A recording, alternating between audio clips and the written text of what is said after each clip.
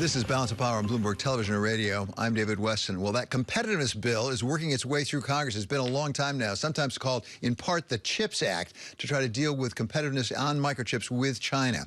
We're going to turn now to someone who was the original sponsor, the author of that bill. He's Republican Senator Todd Young of Indiana. So, Senator, this is your baby in various ways. But before we get to that baby, I want to talk to all those babies and their baby formula because, of course, the first place where it landed, the C-17 with formula, was in Indiana. Give us a sense of what's going on with baby formula in your home state. Well, I'm hearing from all kinds of constituents, even some of my neighbors, that this baby formula shortage has really caused them problems, a lot of anxiety, a lot of stress for mothers in particular, but also fathers as they try and get this formula for their kids. Listen, it never had to be this way. Unfortunately, the administration shut down the major production facility up in Michigan some months ago and sort of waited to the last minute to identify that there was a problem here, that there were going to be supply chain challenges related to baby formula shortage.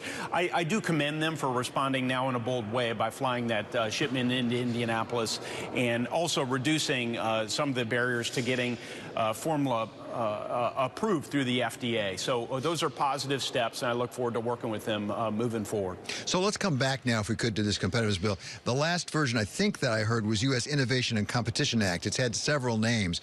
Give us a sense of where this bill came from. As I understand, you actually drafted it.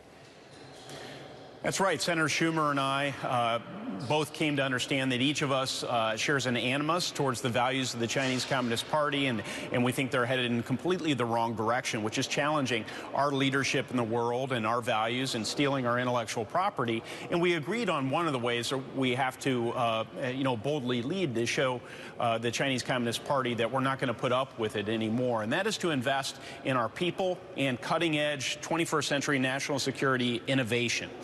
Things like artificial intelligence and quantum computing will define 21st century warfare. Unfortunately, the Chinese Communist Party is investing very heavily in these areas, the U.S. less so. So what Senator Schumer and I have proposed is funding through our research universities, investment in research in these key areas, also preparing our people to develop these new platforms like artificial intelligence and then build them here in the United States so we won't have the supply chain challenges we have with things like computer chips right now.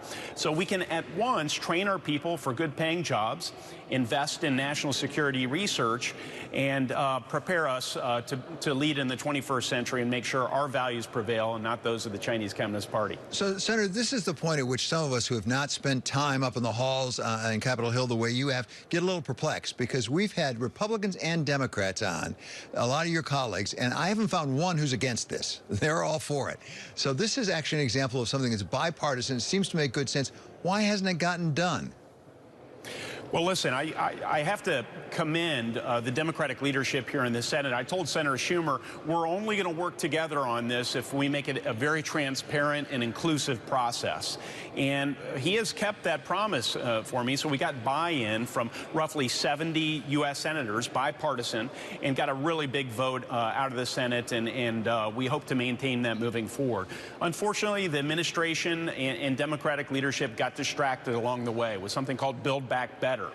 And so for the better part of a year, they let our Senate bill lay dormant, essentially staying here in the Senate as opposed to being reconciled with the House version.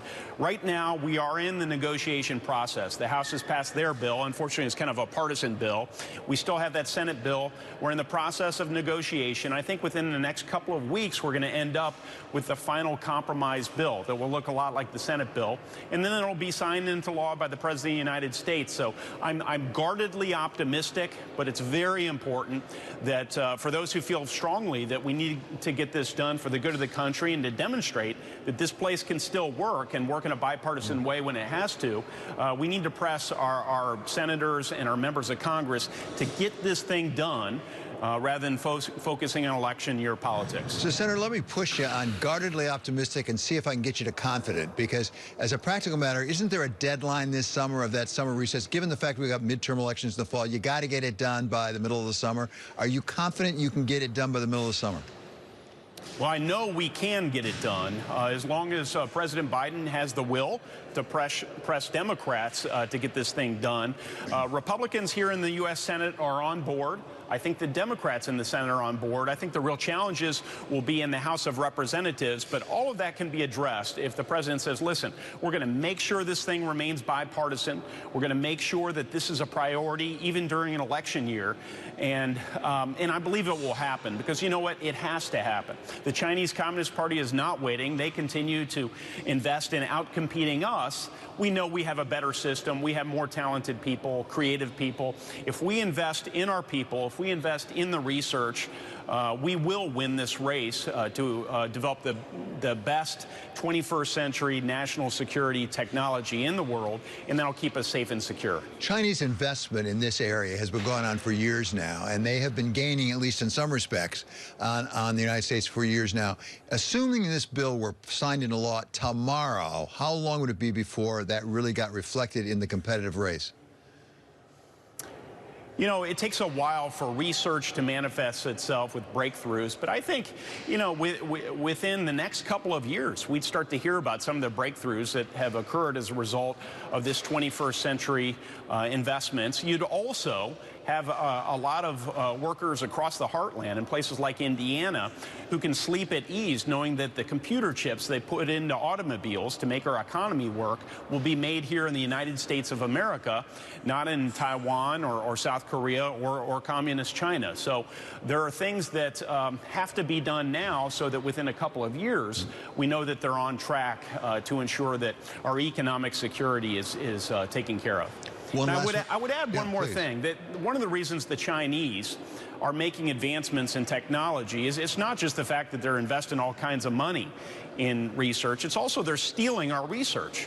So one of the key features of this legislation, the U.S. Innovation and Competition Act, is we propose cracking down on a lot of that theft of intellectual property and research findings in the university environment, at the Department of Energy, and in other settings so that they can stop stealing our stuff.